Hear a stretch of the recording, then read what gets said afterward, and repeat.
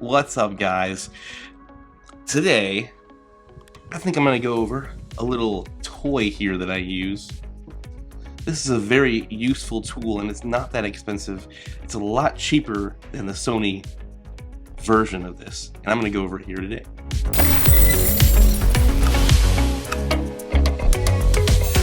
What's up, guys? If you're new here, my name is Paul, and I run a channel that inspires other creators that your future is whatever you make it. I do that through gear reviews, tutorials, and today we are going over a Bluetooth remote option for, and I specifically use it for my a7c, but you can use it for all the newer Sony cameras. Like I could use it with my a7S3, but spoiler alert, I actually use this like $8 IR remote because this has an IR sensor on it or whatever, and so I could use this Bluetooth with it, but I actually use this one because it's just, I don't know, it was $8. It was my first one, and then I realized I can't use this with my a7c, so I had to get another remote. So I was looking and I found this one, the JJC Bluetooth remote, and I love this thing for the size. It's like not super crazy, and I like that it has like a little hook like ring, so you can kind of like, I always found myself like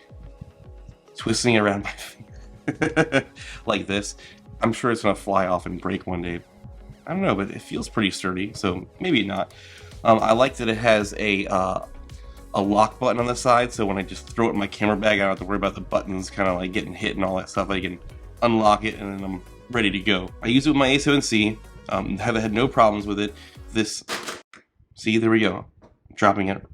The top two buttons can zoom in, so it will do my clear image zoom, which is awesome.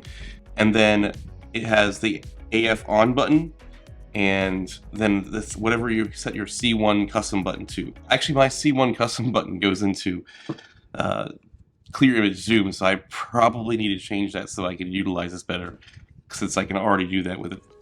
I would say the biggest downside to this remote is that like it's an upside and a downside. So just like when you start pressing on the shutter button on the camera, it'll autofocus. This remote also does that. So sometimes when you like press the button, it doesn't register that it's, you know, like taking a picture, and so you have to like kind of like press it a little hard. Like you can kind of slowly press it and feel the first click, and then you can feel it click again. So I guess if you're a little slower with pressing the button, you eventually get used to this. It does take some time. I don't know how the Sony one is. I'm pretty sure the Sony one doesn't have that feature, so it probably would just fire off like right when you hit it. But this one does have that like focus feature, and I mean, it's nice because then you know it's gonna be in focus depending on what you're shooting. But for me, I don't necessarily care about it too much because real estate stuff, I'm already kind of got my shot pre-focused before I'm firing off the shot. But that's the main reason why I got this remote, is because I wanted to be able to shoot real estate and hold down the shutter button without hitting the camera, so I can do my, you know, bracketed HDR shots and have no issues. So this is a really great option.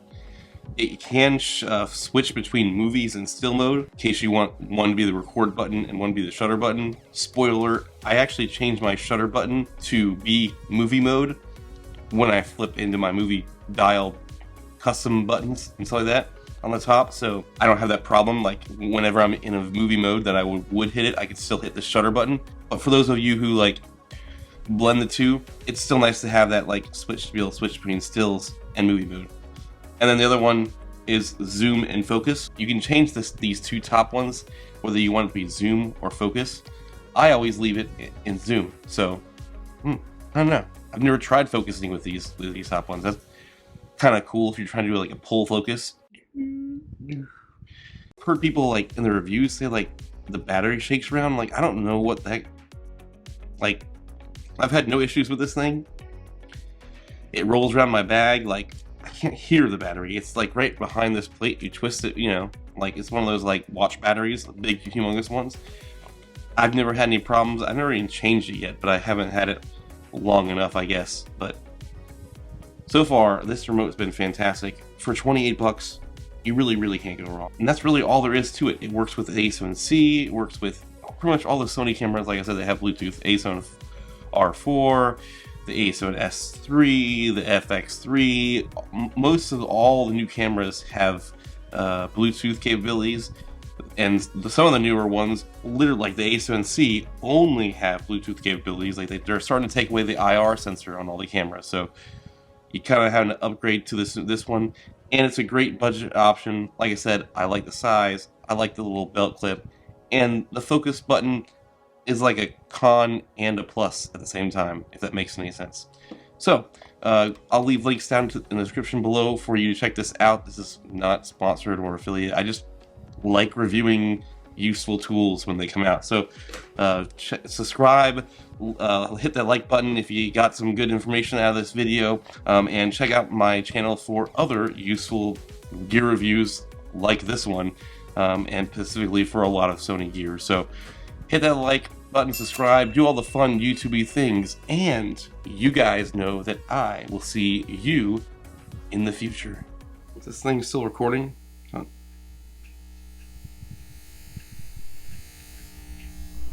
Oh.